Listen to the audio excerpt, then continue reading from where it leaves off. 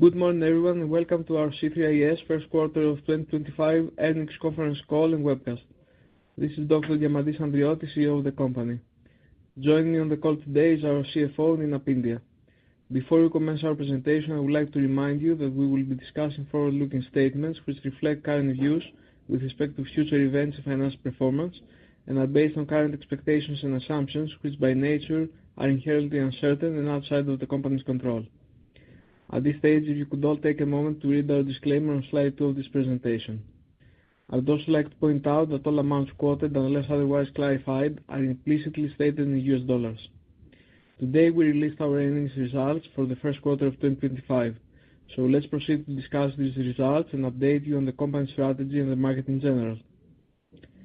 Please turn to slide 3, where we summarize and highlight the company's performances, starting with our financial highlights. For the first quarter of 2025, we achieved a net income of $8 million, which is an increase of 109% from Q1 2024. We reported net revenues of $5.8 million, which is a decrease of 41% compared to the first quarter of 2024. This was exclusively due to the decrease in charter's rates. Our Aframax tanker, the Aframax 2, which contributed around 72% to the total revenues, had TCE rates 55% lower than the rate of Q1 2024. The TCE rates for the whole fleet was 56% lower than the rate for the first quarter of 2024. Our cash balance was $15.7 million, an increase of 25% from the year-end 2024. In Q2 2025, we paid off the remaining 90% balance that was due on the Spitfire. So we have met all our CapEx requirements, which total $59.2 million, without resorting to any bank financings. None of our vessels are from Chinese shipyards, so we are not affected by the implementation of the new tariffs by the Trump administration. Slide 4 shows the dry bulk trade by the end of the first quarter of 2025. The steel industry and iron ore market are navigating the transitional phase with shifting dynamics influenced by economic trends, structural changes and environmental pressures. Over the long term, the iron ore market is forecasted to enter a multi-year downtrend, with prices expected to decline. This outlook reflects a structural shift in China's economy away from steel-intensive sectors and an increased focus on sustainability globally. A global push for decarbonization is reshaping the steel industry and shifting towards green steel. Initiatives like the EU Carbon Border Adjustment Mechanism and voluntary corporate commitments are accelerating this shift. Over time, this structural transition could lead to a peak in iron ore demand earlier than anticipated, presenting downside risk to long-term projections. As green steel production gains traction and global iron ore output rises, the market will likely experience a looser supply-demand balance. The global grain trade in 2025 is expected to exhibit steady but uneven growth, driven by a mix of regional demand patterns, geopolitical factors, and weather-related challenges. China, traditionally a significant player in the global grain market, is expected to show slower growth in grain imports. High inventories and domestic agricultural policy adjustments could reduce its reliance on international markets. Slide 5 shows the dry bulk opportunities ahead and the Handysize rate performance. The dry bulk shipping sector is expected to face slower demand growth in the coming year, driven by a variety of uncertainties. Handysize demand remains reasonably healthy, but it heavily depends on steel-related exports, making it vulnerable to a potential slowdown in China's steel sector. Global dry bulk trade in ton miles is forecast to grow by 1.5% in 2025, slightly lagging fleet growth of 3.1%. Chinese bulk demand continues to be a critical variable characterized by mixed signals, record high imports, elevated inventories, and challenges in the steel sector. While recent economic stimulus measures may provide support, significant downside risks persist. Environmental regulations are set to play a more influential role in market dynamics. Initiatives such as slower vessels operating speed, retrofitting for energy-saving technologies, increased vessel demolitions, and growing emphasis on sustainability will likely affect supply-side conditions. Additionally, the global push for greener shipping practices is expected to influence demand for certain cargoes, while amplifying inefficiencies and competition across the sector. Despite these challenges, the dry bulk market in 2025 is expected to benefit from a relatively balanced supply-demand dynamic. Evolving environmental policies and industry adaptations are likely to moderate potential downturns, positioning the sector for gradual but necessary transformation. China's monetary policy shift and India's growth trajectory are expected to offer areas of opportunity, particularly in commodities tied to infrastructure and industrial activity. Slide 6 shows the Aframax tanker market fundamentals. The global economic environment is poised for a year of mixed signals in 2025, presenting both risks and opportunities for the oil tanker sector. Economic shocks, financial market responses, and evolving policy measures are expected to shape the outlook, contributing to a cautious yet dynamic landscape. Global growth and inflation challenges are likely to be characterized by slower global economic growth and persistent inflation pressures. Key factors include ongoing vulnerabilities in global supply chains, geopolitical uncertainties, tightening financial conditions across major economies, as well as the ongoing environmental regulation regarding EU ETS, CII, and EEXI. These headwinds are expected to influence global energy demand, with ripple effects on oil trade flows and tanker utilization.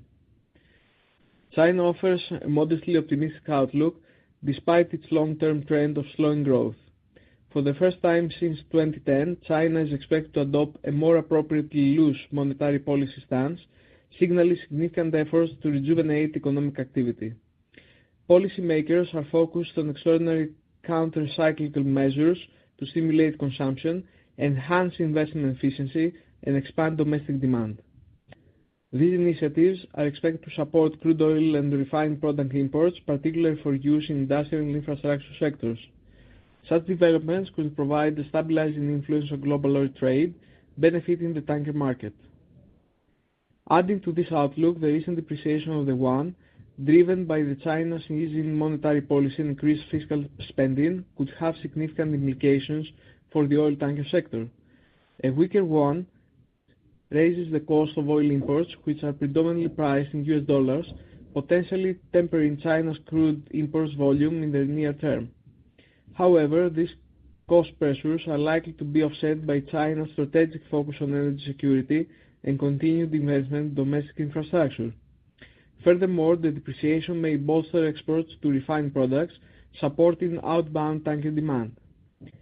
As part of the sanctions imposed on the Russian Federation as a result of the Russian-Ukrainian war on September 2, 2022, finance ministers of the G7 group of nations agreed to cap the price of Russian oil and petroleum products in an effort intended to reduce Russia's ability to finance its war in Ukraine, while at the same time hoping to curb further increases to the 2021-2022 inflation surge.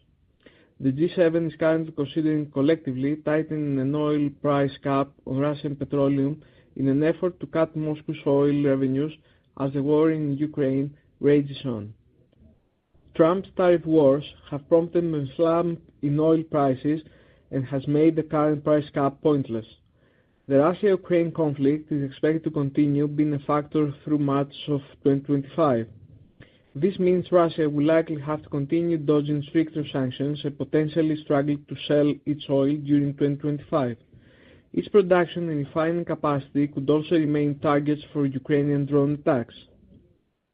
Slide 7 shows the Handysize fleet age and growth. The global Handysize fleet now stands at 3,151 vessels. Of these, 583 vessels are over 20 years of age, accounting for 31% of the total number of vessels.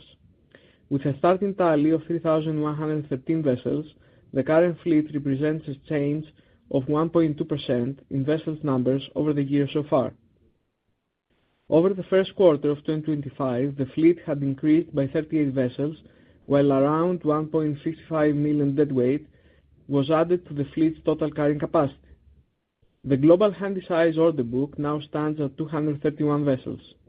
Of these, 96 vessels are still scheduled for delivery within 2025, which is equivalent to 31.6% of the total number of vessels currently on order.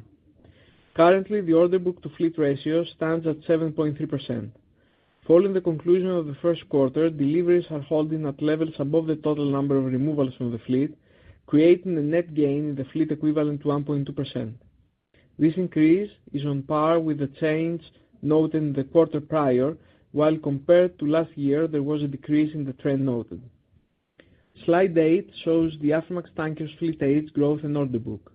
The global Aframax LR2 fleet currently stands at 1,174 vessels, with an average age of 13.3 years.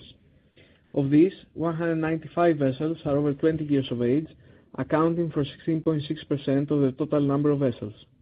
The order book now stands at 215 vessels, with 41 vessels scheduled for delivery in 2025, which is equivalent to 90% of the total number of vessels on order. Currently, the order book to fleet ratio stands at 18%, while in comparison 3% of the fleet is over 25 years of age, and another 14% is between 20 and 24 years of age. This translates to a ratio of order book to vessels over 20 years of 110%. Slide 9 shows the current fleet of C3is. C3is owns and operates a fleet of 3 Handysize Drybulk carriers and 1 Aframax oil tanker. In May 2024, the company took delivery of the 33,000 deadweight Drybulk carrier, the Spitfire, bringing the total fleet capacity to 213,000 deadweight, with an average age of 14.3 years. All vessels have had their ballast water systems already installed.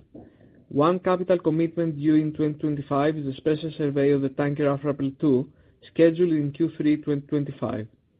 All the vessels are unencumbered and currently employed on short to medium-term period charters and spot voyages. None of the vessels were built in Chinese shipyards, hence not affected by the newly imposed tariffs. Slide 10 shows a sample of the international charterers with whom the management company has developed strategic relationships and has experienced repeat business. Repeat business highlights the confidence our customers have for our operations and the satisfaction of the services we provide. The key to maintaining our relationships with these companies are high standards of safety and reliability of service. I will now turn over the call to Pindia for our financial performance.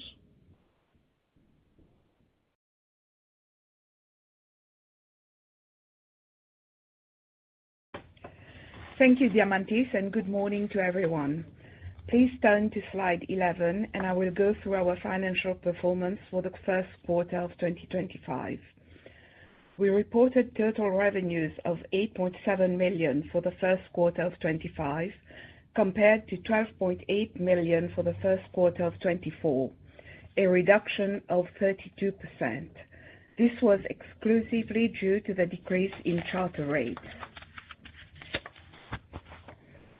Our Aframax tanker, the Aframax 2, which contributed 72% to the total revenues, had TCE rates that were 55% lower than the rates for Q1 2024.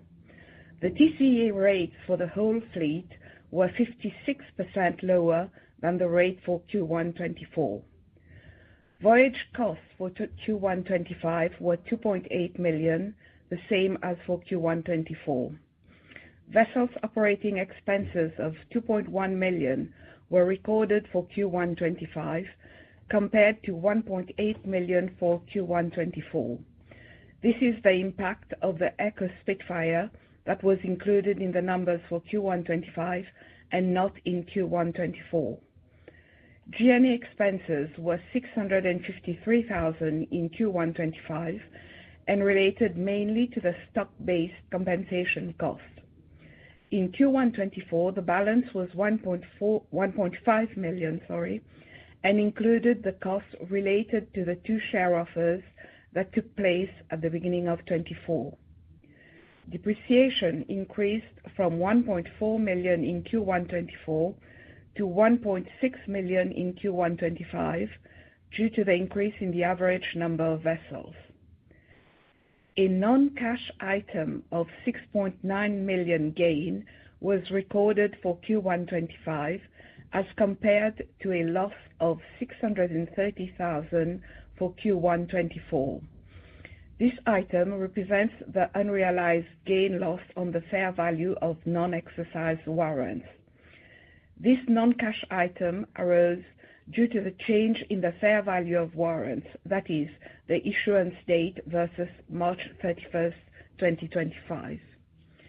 As a result of the above, we reported a net income of 8 million and an adjusted net income of 1.2 million for Q1 25, an increase of 109% on the net income and a decrease of 74% on the adjusted net income compared to Q1 24.